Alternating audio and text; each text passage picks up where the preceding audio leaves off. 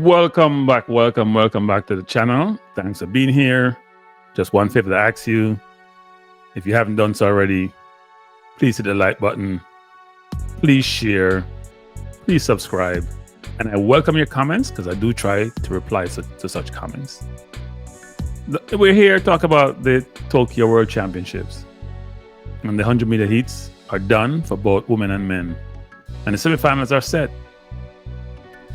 But this was mainly the normal routine runs, except in one case, in the men's heat for the 100 meters, the first heat, Oblique Seville almost got left in the blocks. Well, he was left in the blocks, but he got out eventually and sort of redeemed himself. Kishane Thompson looked like a champion in waiting. Now Lyles remind everyone that he's the man America trusts, and he's the man who believes this is his title. On the women's side, Julien Alfred roared to the front and stayed there. Shericka Jackson started off slow, but looked untroubled throughout the race. Shericka Jackson looked a little bit of her old self. Remember, Shericka and Shelly-Ann were both injured for the Olympics. Ran well, got nipped at the line by Sha'Carri Richardson, who started off real sluggish. And as you know, she had great top-end speed. But Shericka looked comfortable, even though she came second. Leighton looked well also. On her heat. Very, very comfortable. At ease. And then we had the two veterans. Ones who've been doing it for a long while. Talu Smith and Shelly-Ann Fraser-Pryce. They both cruised. Talu won the heat. Shelly-Ann came second. And this is expected to be Shelly's last World Championship. So she kept her dream alive. So the quarterfinalists are out. And they tell a fascinating story. Let's dive in. Here is the list of the qualifiers for both the men and women's 100 meters. There were, for each race, the top three. So that were 7 races. There's 7, 3, 21.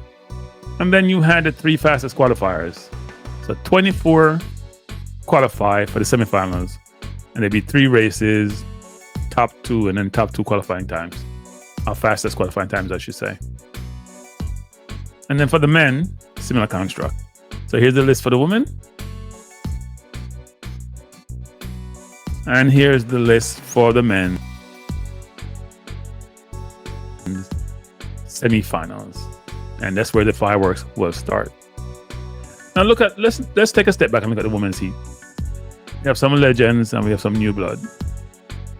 Julien Alfred, Olympic 100-meter champion, led all qualifiers with 10.93. Calm, powerful, chiseled, technically brilliant. Melissa Jefferson Wooden, been dynamic all year. Regular in the 10.7, 10.6. Look very, very comfortable. Ran 10.99 in the heats. And sub 11 for her, being so comfortable suggests she's ready. Sha'Carri Richardson, controlled and disciplined, but start was a little bit sluggish. And in a race like this, with individuals such as Alfred and Jefferson Wooden, you have to be on your what we call P's and Q's. You have to be there. You have to be there from the start to the end. And the race will be over in no time and you'll be left behind. Shericka Jackson and Leighton. Jackson 11.04, Leighton 11.03. Both look solid, both look good, ensuring Jamaica's presence is strong. And Shelly-Ann Fraser-Pryce, the warrior, been there, done it, perennial champion, the epitome of grace. At 37 years old, she ran 11.09. Didn't start as well as one would expect. Give her a blazing start. I think Talu probably had a better start. But she may be pacing herself for the rounds. Because every round that she now runs and every race she runs, he's like part of that farewell tour. Maria Talu, Smith and Dean Asher Smith, two veterans. Talou Smith 11.05, Asher Smith 11.07. Asher Smith came second in Tina Clayton race. Talou won her race with Shelly-Ann Fraser-Pryce. Experience counts, and I'm sure they're managing themselves well to make sure they can last through the rounds and be at their best at the end. Now on the men's side, in the first race, Oblique Seville, who has been picked by many experts, Leighton Levy, who I had an interview with, who believes that if he's on his game, he'll win, he'll be the fastest Jamaican. And it's not only Leighton who has picked him. I think Boldon says, don't be shocked or it's not out of this world for Oblique to win, given how technical he is and how well he's been running, and he's been in brilliant form. His reaction time was 0.286, by far the slowest in his heat. And frankly, if it may have been another heat, he may not, even though his heat was the fastest of the day, he may not have made it to the semifinal. Now, on time, the times were, he did. But we don't know what the pressure would have been like for him. He's in a race where he's running fourth or so and then decide that, you know what, it's not worth it. But he recovered. For the first 40, it looked like a disaster. He was way in the back. But he has that top end speed, and he's very, very technical. And it carried him back from being last or second to last. It was from last to third in 9.93. Not a bad time, given all the times that were ran. But when you're in a race where you expect to just cruise, be first or second, you don't want to overexert yourself, it wasn't a good look. Some fans are worried. Seville has placed fourth at 2 World Championships, 22 and 23, and last at the Olympics in 8th place in 24. And some already start calling him Asafa Seville, echoing the view that Asafa Powell didn't deliver in the big championships and that he's similar.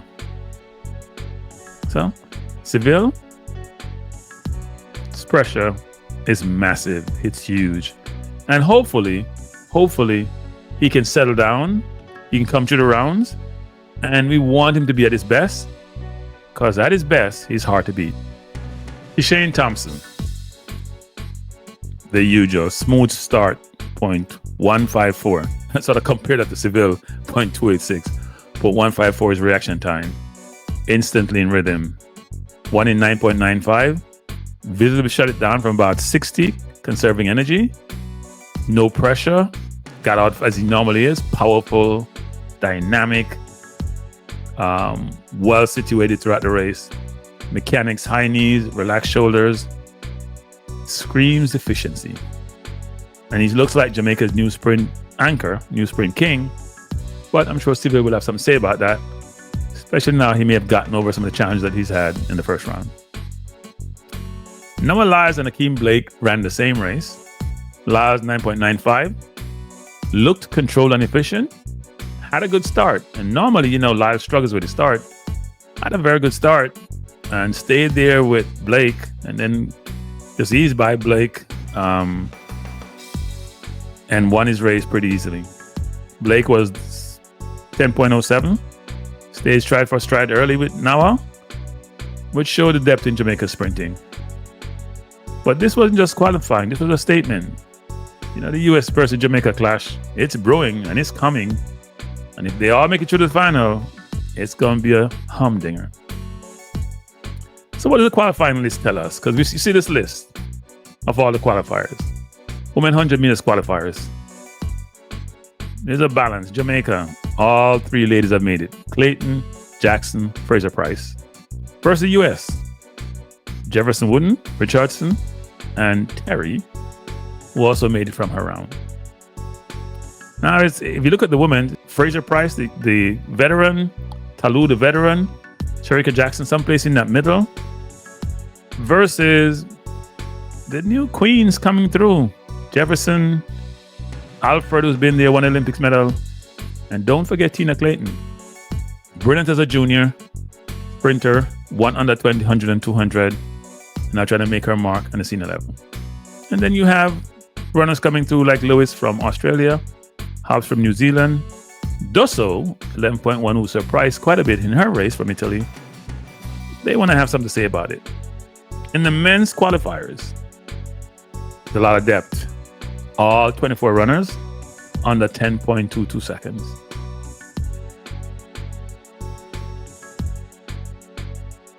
Which says a lot. All 24 of them. 21 automatic qualifiers plus the 3 fastest time.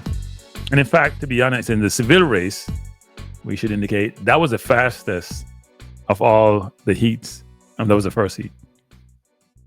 One thing we've noticed is that Africa is rising. Gif Loetella, 9.87, and Africans rising, and it's mainly South Africans actually. And then we had Kayensola Ajayi, 9.88, personal best. He ran well. He's not from South Africa. But the South African, Gif Loetella, ran really well in the Seville race. Won easily 9.87 and looked really good. And then we had Ajayi, who also ran well. For Jamaica, obviously we have Seville, 9.93, Thompson, 9.95, and Akeem Blake, 10.07. But Seville had to work for his 9.93, given his slow start. So will that have an effect on him in the semis? It's not until tomorrow, so we'll see. USA, Lyles, 9.95. Bednarek looked really good, 10.01. Relaxed through his entire race, was looking around at 40, almost like he's on the beach strolling. We had Lindsay at 10.19. And then we had Darnell Hughes and Romeo Glave were also there. So it's a loaded field, as you can see from the list. It's a loaded field that are in for the semifinals tomorrow. Now, what are the themes and context they sort of think about where we're going in the semis and the final? What do we learn from today? Seville versus Powell Shadow. Is he cursed? How can he overcome all the doubters and the doubt he may have himself and deliver his best? Thompson's calm dominance. Is he Jamaica's next ace? He sure looks like it. But he will have to clean up the end of his race, as we saw in the Olympics where he struggled at the end, if he wants to win the title. And also the world's fastest man, which he is for this year. He ran 9.75. No one has done 9.75 or 9.76.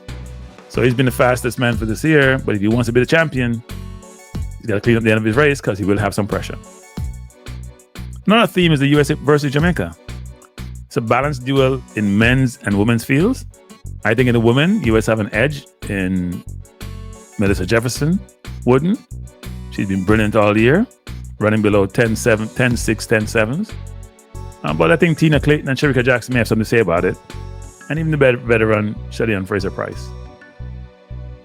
And also, can't forget Julien Alfred, the St. Lucian, who looks like she's ready. In terms of sprinting, it's much more globalized. At one point, it was just strictly Jamaica, USA. Once in a while, you have a Jacobs from Italy come through and win. But they've been the two dominant countries. But we're seeing a lot of sprinters come out of Africa, as we see in the heats today. And we probably see more of them as they spend more resources and time focused on the sprints. And then Shelly's legacy. Semifinal 37 just adds to her legend. She's the queen, she's class, and she continues to exhibit that. And I saw the hug that she had with Talou, both veterans, and really supportive of each other. Now, here are my closing points as we have come to the end of day one for the sprinting, the World Championship. The semifinals are going to be explosive. I think we're going to have some upsets. I don't think we're going to have some surprises. Can Seville steady his nerves and justify the fate of Boldon, of Levy, of Bolt, who predicted Jamaica 1-2? Didn't say whether Thompson or Seville would win, but he think the sprinting has come back to Jamaica is going to be 1-2.